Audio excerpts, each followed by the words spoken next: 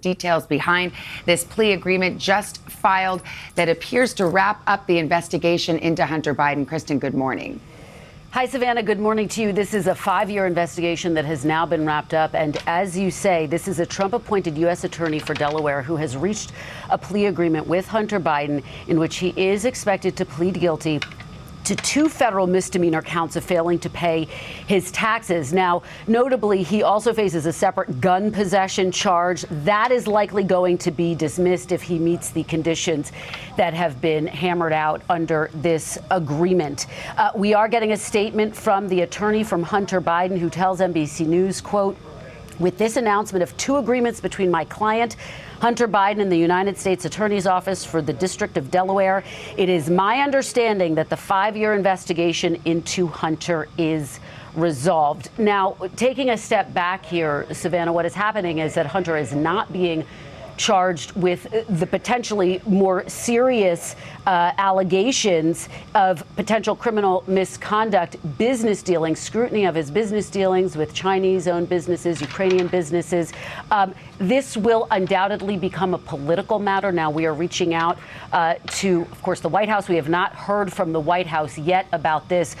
President Biden has really not said a whole lot about this. He has argued that he wants to keep distance between himself and, of course, the Justice Department in this investigation. But notably, he did make some very recent comments in an interview with Stephanie Ruhle saying, quote, "My son has done nothing wrong. I trust him." Those comments will undoubtedly come under fresh scrutiny. Now, of course, this does come about a week after former President Trump pled not guilty to 37 counts that he mishandled classified documents. Republicans, the former president, have argued that there are 2 systems of justice here, one for him, one for Democrats. Of course, that is an argument that we have seen both Republicans and Democrats push back against. And the counterpoint that you'll undoubtedly hear in this case from Democrats will be that this is a Trump-appointed U.S. attorney. But again, a lot of scrutiny with this new development. Well, there will be a lot of politics to discuss, but let's stay on this legal agreement that we just got word of. And I want to turn to Ken Delaney, who covers Justice Department for us. So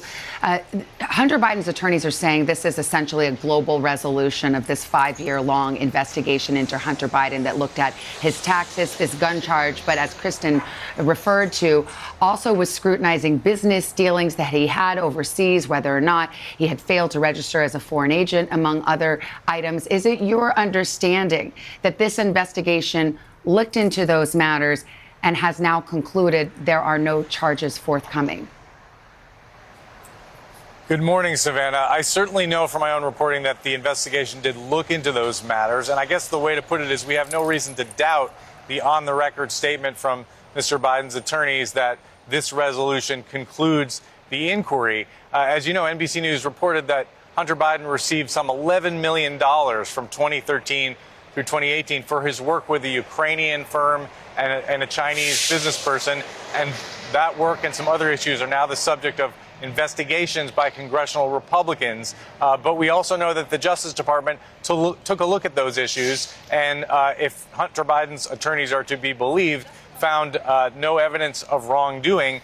And in fact, NBC News had previously reported that there was a felony tax charge on the table under consideration related to the improper use of a business expense. Obviously, the DOJ has decided not to bring that charge as part of this agreement, which is significant. That was the only felony tax charge we were aware of. And so what you have here are 2 misdemeanor charges about willful failure to pay taxes. And as Kristen said, this gun possession charge, possession of a gun by a user not entitled to possess one, which Mr. Biden is admitting to the facts of that charge, but will be entering a deferred adjudication, and that will be wiped off his record. So a significant legal victory for Mr. Biden in the sense that there is no jail time called for here, but at the same time, an admission of wrongdoing, even when, as Kristen said, his father has said very recently that his son did nothing wrong. So he is admitting to a crime here, but not a felony. It's a guilty plea to a misdemeanor, 2 misdemeanor counts, and as mentioned on the gun charge, which has to do with the paperwork you file when you try to purchase a gun. He was accused of falsifying that by not acknowledging a problem with addiction. Let me turn to Danny Savalos. Danny, you've seen many plea agreements. This one will come under close scrutiny, of course, because it regards the president's son. And now he's been given a plea agreement that allows him to plead guilty to misdemeanors only, in which the prosecutor reportedly will only ask for probation, not jail time. This is a Trump-appointed prosecutor who stayed on in the next administration. Is this in line with what you might see in the garden variety case where you don't have a famous defendant?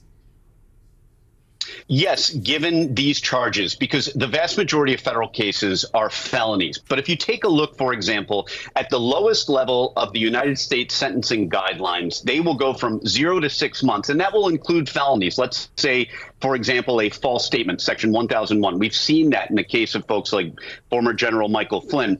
Sentencing guidelines for the lowest level felonies and first-time offenders will be in the 0 to 6 month range. So you can reasonably expect probation. So if you're talking about federal misdemeanors, which candidly are pretty rare in the federal system, then it isn't unreasonable to expect you might be able to get a pretrial diversionary program. However, I have to stress that statistically, since the vast majority of federal cases are felonies and the sentencing guidelines can be pretty draconian, and that's a defense attorney talking, that most of the time you don't see a lot of pretrial diversion cases, this one free bite of the apple, straight probation in federal court. You see a lot more of incarcerative sentences where people are going to prison. But again, in misdemeanor land, it is reasonable to expect a straight probation or even a pretrial diversion sentence if you did what this defendant did, which it appears that he raced to plead guilty, raced to negotiate his guilty plea. That's the situation where you will get federal prosecutors on your side recommending the same thing the defense is here. Yeah, and Danny, let me ask you, another aspect of this is Hunter Biden paid back those taxes, I believe, a year ago. Now, technically speaking, you can still be charged with the crime, even if you pay it back. It's like if you rob a bank and you return the money, you can still be charged with robbing the bank. But do you think as a practical matter that might have affected the prosecutor's decision to not seek a felony charge in this matter? It absolutely makes a difference. And this is the kind of thing in federal practice. Oftentimes, a defense attorney isn't looking to win an acquittal at a trial. More often, you're trying to give your client the softest landing possible, and you have to be creative. And for example, you approach the government and say, look, there is a harm here. We can repay some of that. That doesn't exonerate the client, but it is something to be considered as we work towards a resolution that both sides can live with, that the government feels comfortable with, and that the defendant can live with. But that really is the gold standard for negotiating a plea agreement, is anything that keeps your client out of the Bureau of Prisons. And indeed, it seems that is the agreement that has been reached now between the federal prosecutor looking into this case since 2018, a Trump appointee, David Weiss, who has made a deal with Hunter Biden, the president's son. The president's son, Hunter, will plead guilty to 2 misdemeanor counts of failing to pay taxes on a gun charge. He is going to be entered into pretrial diversion, which will result in no prison time if conditions are met. We'll have more on Nightly News. We'll return most of you to Today.